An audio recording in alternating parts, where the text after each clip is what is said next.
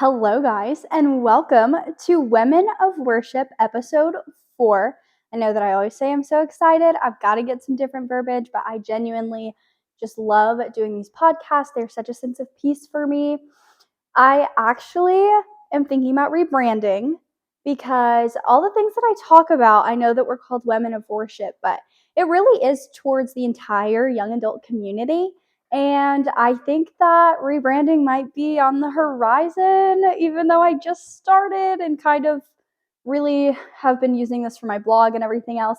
I think that might be coming, maybe. I don't know. I'm going to pray about it some more. But that has been on my mind recently. So watch out for that. Maybe let me know your thoughts because I'm a little bit back and forth about it. I'm not quite sure, but I know that I do preach to women and I can't necessarily speak from a guy's perspective, but I do feel like a lot of what I say applies to both genders. So I don't know, that's kind of been on my mind recently. I'm kind of toying around with it, and I don't know, we'll see. Maybe we'll stay Women of Worship, maybe we'll be something else. I'm not sure. So I actually had recorded this episode a few days ago. I guess it was about a week ago. And for some reason, just haven't posted it yet, haven't really felt the push to post it. And I listened to it, and everything that I said, I still back and I still stand behind. But for some reason, I just felt this push to repost, re-record. And so here we are sitting down and in my comfy after work and after dinner and everything else and going for it. So I'm super excited to be here. So happy. I just love talking to you guys. I know nobody's talking back to me, but this truly does just bring me a sense of contentment. And I feel like I'm just sitting having a conversation about the person I love most in this world. And I don't think that there's anything better than that, really. I feel like, whenever you get into a new relationship and you're ranting and raving about your new significant other and you just can't shut up about them. And that's kind of how I feel about Jesus. And so I just absolutely love doing this. I can't get a smile off my face when I'm recording. And so I'm happy to be here. First off the bat, I am alive. I am not dead, you guys. I have had an abundance of text messages lately asking where I have been, if I'm okay, what's going on. And I just want to let you guys know that I am thriving. I am happy. I am healthy. I know that my social media presence has been gone for about the past 3 weeks. And I know you all know that I post on my story a large amount pretty much every day. And I am always blowing that thing up. I do tend to post pretty much everything about my life, and I absolutely love doing that, and I love being so real and raw with you guys. But I was laying in my bed, I guess 3 weeks ago, and I just felt this really strong push to delete my social media. And I was just like, okay, like this is just you being overwhelmed with work because you work on your phone and this is nothing. And so I woke up the next day and my phone said SOS and I didn't know what was going on. And for some reason, my internet was not working. But yeah, my phone was completely dead, could not use anything. And turns out that it was an entire AT&T nationwide outage. And so I blame myself for that. Sorry, guys, my disobedience caused a nationwide problem. God basically said, if you're not going to do it, I'm going to take it into my own hands. And so yeah, my phone wasn't working and I was like, okay, this is a little weird after having that push last night. And then later that day, everything got restored. I didn't delete anything. And then I laid down for bed again and I got that big push that night of you need to get off your social media. Just let me have you. Let me have you. And I was like, okay, well, how long do you want me off my social media? Because I mean, I wouldn't necessarily say I'm addicted. I don't really enjoy social media. I pretty much just get on there to post, and every now and then I'll scroll before bed, or if I'm at lunch, I'll go ahead and scroll. And so I was like, well, how long is this going to be? Like a week? I can do a week, easy peasy. And for some reason, 6 weeks popped into my head. And 6 weeks has never really been anything special to me. There's no significance to that number. And so I asked my Alexa, I was like, how long is 6 weeks from today? And she said April 6th. And I was like, okay, well, that's another 6. So clearly this is somewhat in the right direction. I don't know. I kind of feel like I'm grasping for straws here, but I was like, okay, I'll just be obedient. I will just do it. We're 3 weeks in, and 6 weeks I feel like is the perfect perfect amount of time. I'm really, really learning a lot. And so I'll get into that in a second. But I called my mom the day after and I kind of told her what the Lord was telling me. And I was just talking through my emotions. I feel like that's really healthy and just kind of talking about where I'm at. And she was like, well, Valen, you know that in order to break or create a new habit, it takes 6 weeks. And I actually did not know that. I don't know how she knows that. She's so smart. But um, I think that that's really interesting. So in order to break the cycle, break the habit of even just scrolling before bed, it takes 6 weeks. And so throughout this time period, I have been reading and I have been journaling and I have been reading my Bible and everything else before bed. And it's been a little weird just laying down and knocking out and waking up and going straight into my day without checking my socials or even checking my text messages. I also decided during this time I was going to leave my phone on do not disturb. And that has been, at first it was a little difficult. I always would swipe down and click on the do not disturb and scroll through all my notifications. And it was a little bit more difficult at first than I had imagined it was going to be. But I will say that even just from last week, so like I had said, I had recorded this podcast and I sat there and I said, I don't really know where God wants me. I can't really see, what this whole social media cleanse is taking me. Like I just can't, I'm just not there yet. And it was really weird. And I wish that I could explain it in a much better way. But I woke up the next day and I feel like I was a new person. It's almost like my maturity leveled up overnight, which I know sounds so crazy, but I can't even put it into words. It just, my entire mindset, the way I communicate, the way that I handle situations, something just feels different with me. And I was like, okay, you really need to re-record this podcast because you are not who you were yesterday. You are not who you were 4 days ago. And it's so crazy. I was talking to my mom again, shocker. And I was like, it felt like I woke up and I was a whole new person. And I don't know, something about me just feels better. Something about me just, it's not even, it's contentment, but it's not just learning to love my life. It's genuinely falling in love with exactly where I'm at. And I've always loved my life. And I've had my fair share of complaints about it, but I genuinely feel like I have a new sense of appreciation for where I am and what he's showing me. And intimacy is just so great. And I'm able to recognize when I mess up a little bit easier and the ways that I communicate and my reactions. And I don't know, something about me just feels different. And I wish I could explain it in any other way, but it just does. And so here we go, rolling into a new podcast, no social media. And I'm just kind of going to pour my heart out to you guys. A big thing that has been on my mind lately is heart tending. And within that sense, the posture of our hearts. I think a lot of the time as young adult Christians, we say there's so much messed up in the world and we just want it to be better and it's so hard to find these Christian friends. And I say this with the utmost respect for all of you and so much love for all of you. But have you taken a step back to examine your own heart and your own relationship and intimacy with the Lord? Have you genuinely examined how you talk to him, when you talk to him, why you talk to him, how you pray? And I think that these things are super important to look at because they define our relationship with him and they define how close we are and they truly exemplify everything we believe. And if we're going to him just in the times of struggle or just in our times of need, it can be really difficult. That's not much of a relationship. That's not much of a friendship. I mean, the way that I think about it is if I come to you as a friend and I just say, this sucks, this is terrible, I hate my life, this also is awful, oh, this also just is going down the drain, everything is terrible. And then I end the conversation there and I just walk away. We're probably not going to be friends for very long because there's no relationship there. It is just, I'm going to come, I'm going to complain, I'm going to ask you to have a solution for me.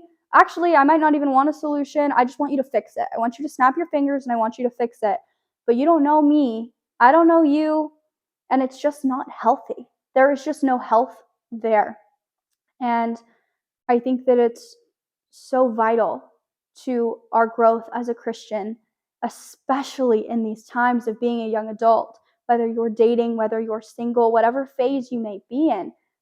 You only get this phase once because you're going to be married with kids and you're never going to be alone again. You're not going to have these seasons of isolation again.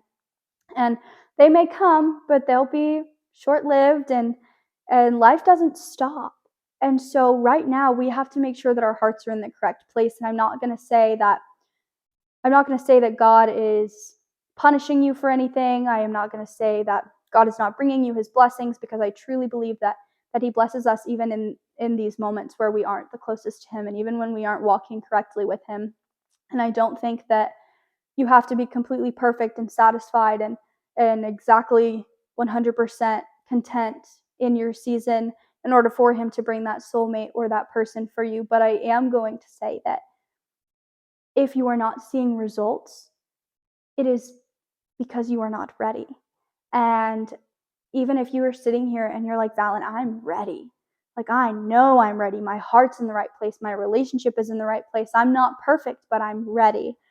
Then I'm going to tell you something that I heard on a podcast, something that my mom told me, something that my best friend told me. Maybe it's not. Just because you're ready doesn't mean that the entirety of the plan is. Maybe your future spouse is struggling with a porn addiction. Maybe your future job has a terrible boss right now. It's just, there's so many more factors to his plan than just you. However, we can get into that later, but right now, I want to focus on you. I want to focus on if you're genuinely a lukewarm Christian or if you are living like Christ. I want to focus on your heart. What do you radiate every single day? Not in the good times, not when things are going fantastic, but when everything is crashing down, when everything is crumbling. What do you look like? Are you praising anyways? Are you running to him anyways? Are you going to him in the good times? Are you taking these times apart to say, I know that I have needs. I know that I have things I need to work on, but right now I just want to praise you. Right now I just want to thank you, because right now it's not about me. Right now it's about you. Right now it's about our relationship. And I think that that's a really, really important part, because it's not a relationship if you don't have those moments. I wouldn't want to be in a relationship with somebody like that, whether it's romantic or friendship or anything. I don't think that I could handle that. And so it's just so important to realize your need for him, because I'm not going to sit here and say that you have to do all of these things correctly. I'm not going to say that you have to walk the perfect Christian life, because we need him. My flesh and my heart may fail, but God is the strength of my heart and portion forever. Psalm 73:26.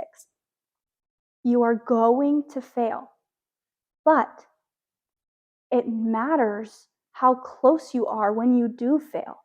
Are you able to recognize, hey, that was not like God. I did not react. I did not stand out in that crowd. I did not exemplify him in that moment. It's over. It's done. I've asked for forgiveness. But tomorrow, are we going to go back and are we going to do the same thing? Or are we going to own up to our mistakes, lean on him, take our strength from him, and be different this time? And I think that that's so important. You need him in order for these shifts and these changes and this growth to happen. And I wish that I could say that I have an easy answer, because I know that starting to read the Bible more is confusing and it's hard and it's difficult. And especially with time, being a young adult, it can be a huge struggle. And I feel you. I'm right there with you. And finding time is hard. But if you can find time to do all these other things, what's the excess fat? What can we cut? If we don't have time for him, why do we have time for all the things that he created and blessed us with? There's got to be something that can give. There has to be another way. And I totally get it if you're living on this earth and you are living a worldly life. It is just about taking it in, getting in as much as you can because there's nothing after this. But I want to say just give it a try. Just give him a shot. Give him an opportunity to change your life.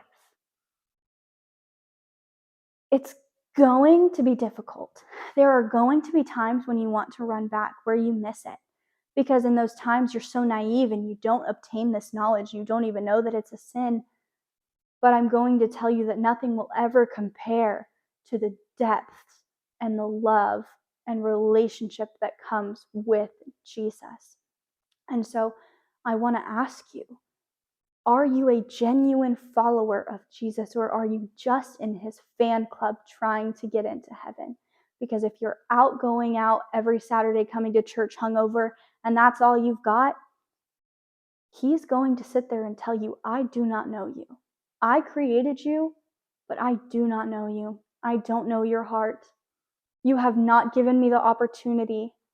And that's a scary thing. That is terrifying. And I think that this is where a large misconception comes into play of, he's my best friend, but also we have to be God-fearing. And that is something that really needs to be addressed in depth later. But you have to be God-fearing. You have to ensure that he knows you. And I don't mean through works or through perfectionism or through the achievements you can obtain or how well you serve or all of those things, but how are you in isolation? How are you intimate with him when nobody else is around, when nobody else is watching, when nobody else is practicing, when everybody else around you looks like the world? Do you look different? Do you act different? Can people genuinely look at you and say, she knows Jesus, he knows Jesus? And I think if your Christianity is not one of the things that people list as one of your main characteristics or personality traits or something that they know about you whenever they are explaining you and describing you to other people, that's a problem. You're not intimate enough with him, because I promise you, when you get there, all you want to do is talk about him. All you want to do is glorify him. All you want to do is spread the goodness that you feel, the peace that you feel, the contentment that you feel with everyone that you interact with, because you know that the life they're living right now doesn't even compare. And he is pining for you. He wants you. He wants you to come to him with all of your brokenness. But if you're refusing, but still calling yourself a Christian, I just don't understand personally. And it's not only the damage that you're doing to yourself and to your future and to your future spouse and your future children, because the things you are doing now sets the tone for how they will live and the traumas they will have to deal with and the baggage that they will have to carry. But you are also setting the tone for what a Christian looks like, because people are watching you. As much as you don't think so, people are looking at you, even if you've mentioned the Lord one time. And if at the slightest inconvenience you lose your mind, people are going to be like, well, her God obviously isn't that good. Why would I want something like that? She has no peace. She looks just like the rest of us. So how is her God any different than what I'm doing? I'm just going to keep living the life that I'm living, and that is not what we are called to do. And I think social media has played such a huge role in this, because we can portray ourselves however we want. I can post this podcast right now and go get drunk with my friends if I want to, and make everybody believe that I am the best Christian girl that I can be, and then go and act like the world to everybody else. But it says in 2 Corinthians 8:21, for we aim at what is honorable, not only in the Lord's sight, but also in the sight of man, because you are constantly a representation of the God who sent his son to die on a cross for your shortcomings. I mean, how incredible is that? And you're just throwing it away. Give him the opportunity. Give him the chance. We say that we live in such a messed up generation, but are you the difference? Because just by you taking that one step, I know that it sounds so cheesy, but one person can change the world. One person can change this generation. We're all about what's in and fads and FOMO and everything else, but what if FOMO was Jesus? What if our fear of missing out was with Jesus? As much as you hate not having plans with friends, imagine how much I'm going to hate not having you in heaven with me. That breaks my heart. And I want to see you there. And I want to worship with you there. And I know that you can get there. But I want you to really analyze the deepest, darkest depths of your heart and say, does Jesus know me? Does the Lord truly have relationship with me? Am I going to him and praying in the good times? Am I peaceful? Am I content? Am I spiritually mature? And again, we are children in our faith at this age. We are so young and we are still learning. And I'm not going to set out this whole line of rules for you to follow and ask you to be perfect, but I am just going to ask you to go to him. Just give him a shot. Because right now he's sitting there and he is like, I can help you. I see you struggling. I see you going through this, but he gave you free will. He wants to help you. He wants to hold you. He wants to love you. He wants to guide you. And it is breaking his heart every single time you think that you know better. An example that I can think that most people can relate with is like a toddler, and you take them out for ice cream, and there's this flavor, and you just know that they're gonna love it, but they are kicking and screaming and pitching a huge fit because they just don't want to try it. They just don't want to do it because they don't know. They don't know any better, and they don't have enough relationship with you or enough trust with you. And I mean, they're toddlers. They're not comprehending what you are offering, but you know what's best for them and you know that they're going to love it. That's how God feels with you. And I think about how frustrating that is, or just the overwhelming feeling of, I've got you. Why do you think I would ever do anything to harm you? Why are you fighting me right now? And that is how the Lord views you. Right now, he's just like, why are you fighting me? I have a path for you. My arms are wide open. I have a shoulder right here to cry on. Please stop going to everybody else. Who are you going to? And I know I've said this in the past, but you have to go to him first. And not only that, but who are you going to second? Are you going to friends that are going to be like, oh, just break up with him. Oh, just leave this situation. Oh, just quit your job. Follow your heart. Do whatever makes you happy, because that's the world we're living in. We're living in a generation that is so self-centered, and it's just do whatever you please, whatever you think, whatever would make you happiest. And that's just not how this life is supposed to be lived. Because I can tell you right now that I am at my happiest, but I am dealing with the biggest struggles I've ever faced in my life. But I have never been so glad to be here. I have never been so in tune with myself, with the Lord, with my emotions, with my reactions. I'm not going to sit here and say that I'm high and mighty at all. I have been at work and I have engaged in gossip and I have talked in ways that I'm not proud of, but it's not about what I've done, but it's about what I'm going to do. And it's about the fact that when that happened, I immediately ran to him and I said, that wasn't you and that wasn't me, and we're going to do better next time. And that's all this is. It's just a relationship. And you just have to take his hand and you have to trust him. And when your heart and your flesh fail, you have to let him use you and you have to let him make you better. And you have to deconstruct yourself. And you have to examine all of the parts of you that are terrifying and that you don't want to look at. And you have to be your worst critic. Pause. And I say this with so much love. Do not beat yourself up. Do not tear yourself to shreds when you mess up. Give yourself the same grace that he gives you, but you have to at least be able to acknowledge your shortcomings. Do not sit there and just down in the dumps and tear yourself apart because you fell short, because we're going to. The Bible tells us that we're going to. We know that we're going to. We know we're going to face trials. We know we're going to face tribulations.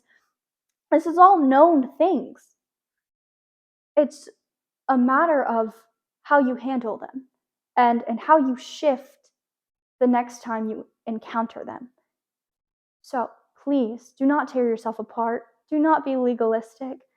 This is not a rule-following relationship, but it is a self-awareness that you need to be capable of having.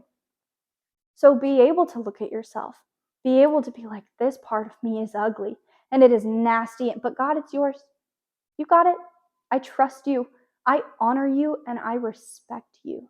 I respect you enough to know that your plan is far greater than anything that this world can provide. You are living in his most beautiful creation and disrespecting him every single time that you act out of his character and out of his word. You are glorifying the things put in this world more than you're glorifying him. And that's so unfair. That is so unfair. Have you ever gotten someone a present and they just shrug it off? But then someone else gets them something that's almost the exact same thing and they act like it's the best thing in the world? And I mean, that's what we're doing. The Lord gave us something beautiful. The Lord has a beautiful relationship for us. And some of us are just like, this one's better. The one with the world's better. This one has alcohol. This one has sex. This one has money. This one has drugs. No.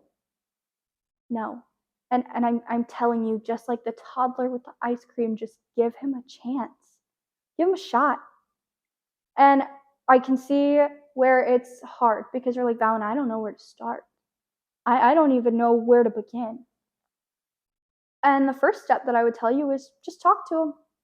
And it's going to feel awkward, like you're talking to an empty room. And you, I mean, I personally feel like it's more powerful when I pray out loud, but you don't have to. Just sit in your own mind and just talk to him like a best friend. Hey, dude, what's up? Today was pretty cool. All right, I'll talk to you tomorrow. Start small.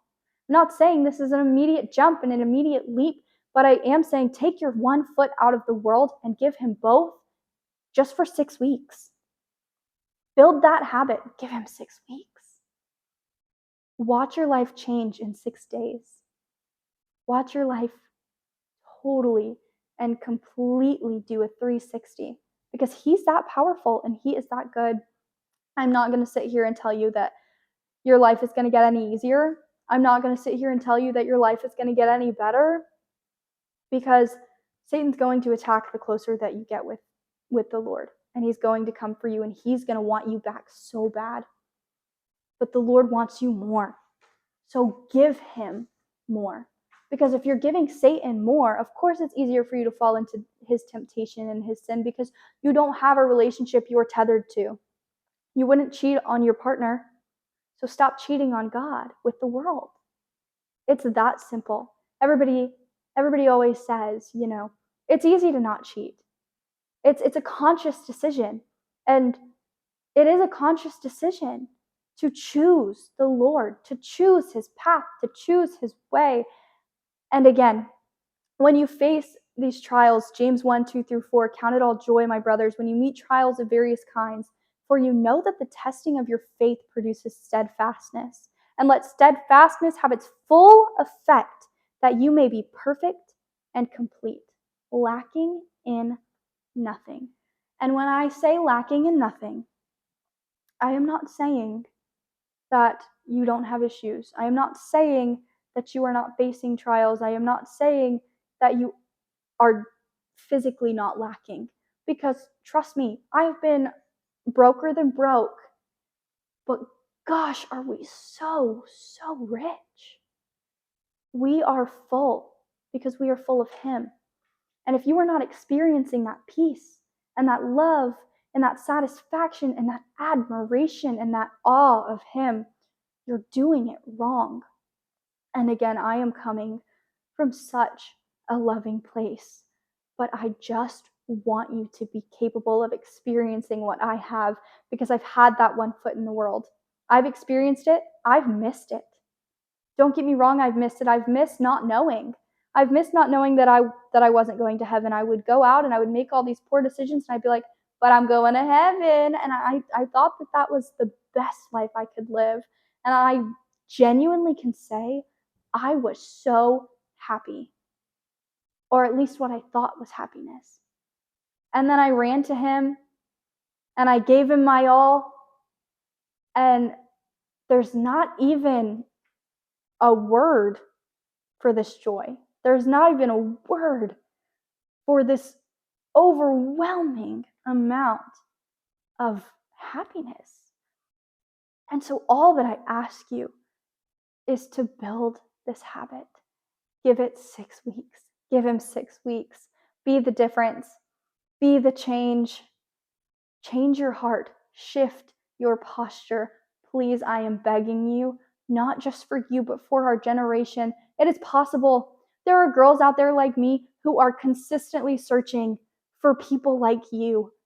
I would love to have a community full of devoted Christians. And I have that. I can gladly say that the people I am surrounded by are absolutely amazing and they love the Lord with their whole heart. But those people are out there and I know it's hard and you're going to have to cut some people out. You're going to have to cut some habits out. You're going to have to change your life.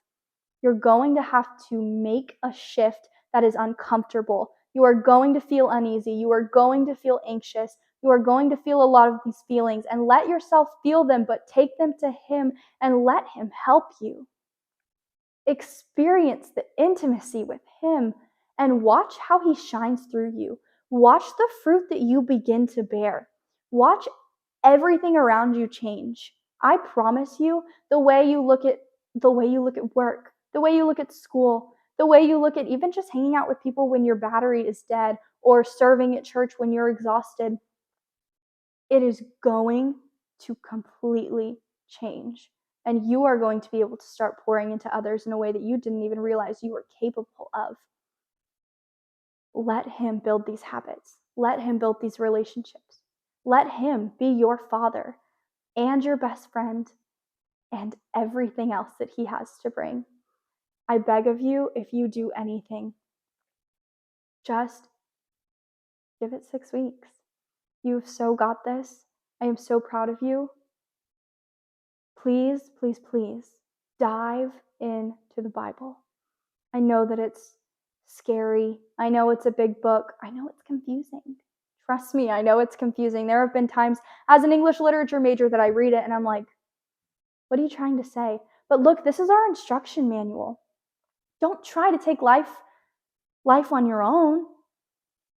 Because imagine if an inventor comes to you with this brand new invention and they're like, hey, look at this. And you're like, wow, this is awesome. I love this thing. I'm going to take it home with me. And that's like our faith. We're like, wow, Jesus is awesome. I'm going to take it back with me. And I'm going to figure it out all by myself. I'm going to figure out this life all on my own. And the inventor is like, hey, let me just show you how to use it really quick. It can be a little complicated. It can be a little difficult at times. So let me just show you. It'll take 5 minutes. And you're like, nah, I got it. You're going to spend 5 months, 5 days, 5 weeks when you could have figured it out in 5 minutes. And that's what the Bible is for us. He is telling you, I am showing you how to do this. And I get that it can be confusing, but look, Google is a thing, and I will tell you I have used it so much. Precept Austin is a fantastic resource. Go on there. It really dissects everything for you. It's a little intimidating at first, but just look around, just browse around on it, and that really will help you to understand certain passages of the Bible and take it little by little. Don't read entire books at one time and really ingest everything that He has for you. I know that it's scary. I know that it's intimidating to change your life. I know that you feel content where you're at, but honey, you have got to grow, and you've got to grow with Him, and you've got to be the difference, and you've got to be the change, because you can't complain about it if you're not willing to do something about it. Be the difference. And I know we've heard that our whole lives on Disney Channel and everything else that we've watched. You can be the difference, but you really can be. because it's why you were put on this planet. It's why we are here. We are here to be the change. We are here to be the difference. We are here to spread the gospel. And the second that you step into your purpose, the second you step into that genuine, real relationship and become a follower rather than just someone in his fan club, you are experiencing a type of love that nothing else will ever be able to provide. And you will never be satisfied again without him. I hope you all have a fantastic rest of your week. And I hope that this was really good for some of you. And I will be praying for all of you so hard because I know you can do it and I know it is difficult. But you have got this because you are strong, not on your own, but with him. That's all that I have. And I will see you guys next time. Bye.